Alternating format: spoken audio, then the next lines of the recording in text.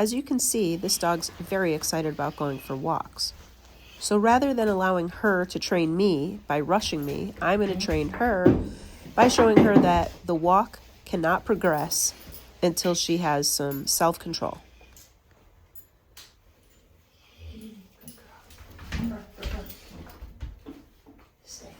I'm literally going to set the tone by lowering my tone.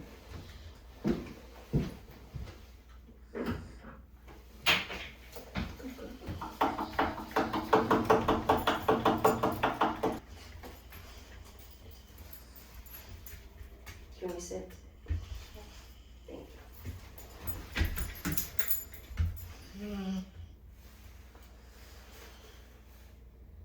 you. Here I'm waiting for her to stop whistling and chirping. Her vocalizations are an indication of anxiety.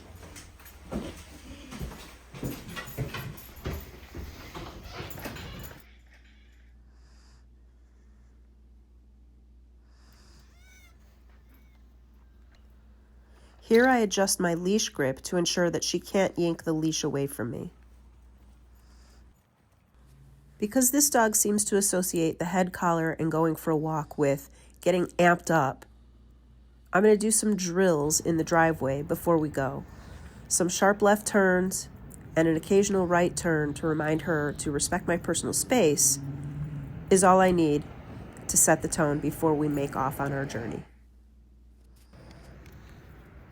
What you can't see up ahead are two pedestrians, but Bella's body language indicates that she sees them, so I prepare a treat.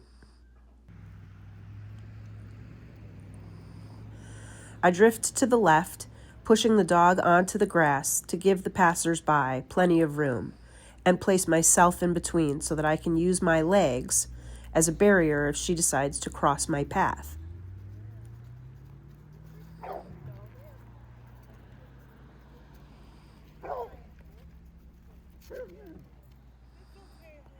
Here I lifted my leg to assert my path of travel. I'm not aiming to strike the dog, however, I do want the dog to know that it is hazardous to cut in front of me. These passerbys wanted to chit-chat.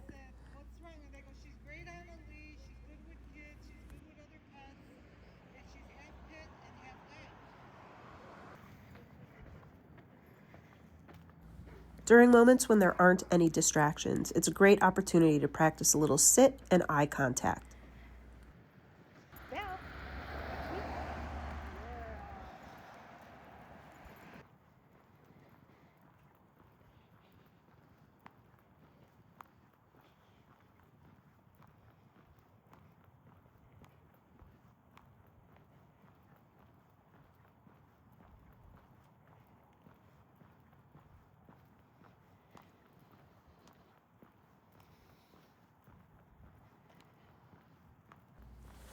By this point, we had already covered quite a distance and encountered several dogs. Unfortunately, not much of the footage was usable.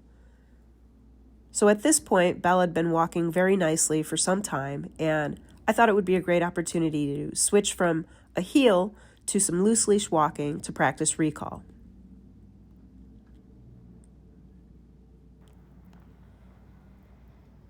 Here I'm switching the traffic lead to the neck collar and the retractable leash to the head collar. Normally, I would not recommend a retractable leash on a head collar, especially for recall. However, this dog is particularly obstinate when distracted. As you can see, it was not a great idea to put the traffic lead on the neck collar because she can trip on it when she puts her head down. So I'll switch that and take that out of the mix.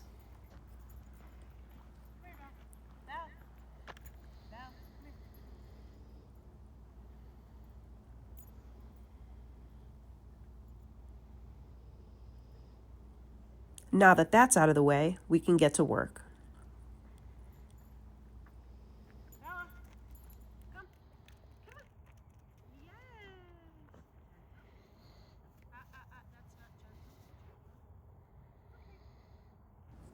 One notable improvement is that even though she's on a long leash, and the retractable leash is unlocked, so she can drift and wander. She's choosing not to.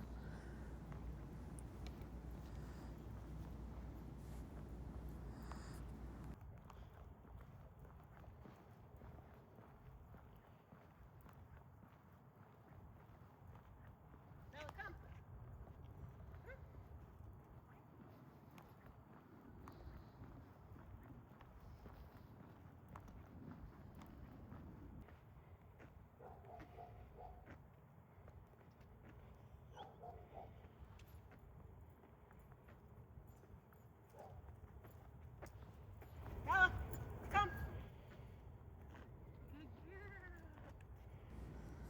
You'll notice there are no other dogs in sight.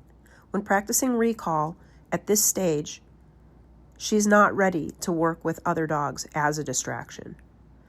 When there are other dogs, make sure she's on a shorter leash, in heel, and practicing eye contact. Up ahead, a dog does come into sight, so at this point, I'm switching her off of the retractable leash and back to the traffic lead.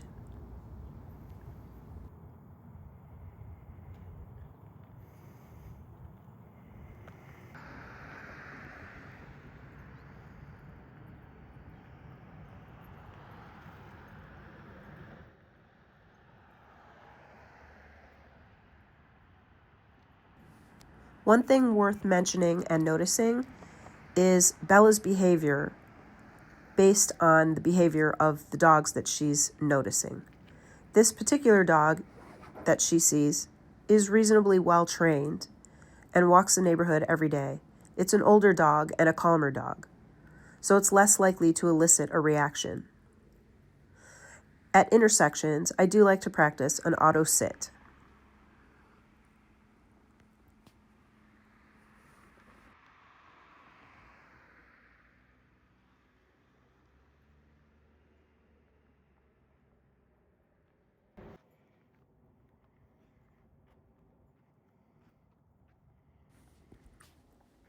Wow, this dog was very close for Bella's level of distraction tolerance.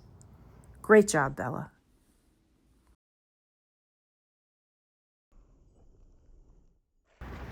Gentle up. That's gentle. Good girl. That's gentle. Good girl.